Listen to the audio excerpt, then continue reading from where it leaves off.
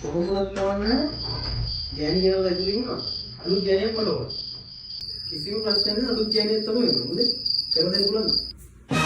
කනවතෝ තෝ කරා මරාගෙන කනද නේ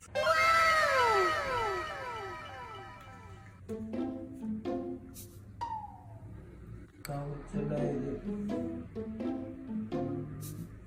ඉතින් නැද්ද නේ ගෑණි මැරෙද්ද දැන් අලුත් ගෑණියක් දෙන්න මොන් ගෑණි හදනවද දන්නේ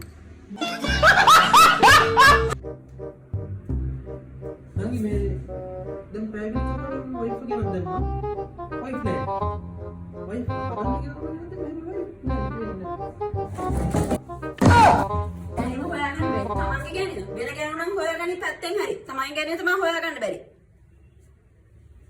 මම බං කල්පනා කරන්නේ නෑ මම මේ කල්පනා කරේ අර සැලුන් එකට ගිහපු දවසේ එළියට දවසේ සම්පූර්ණ වෙනස් වෙලා හිටියේ.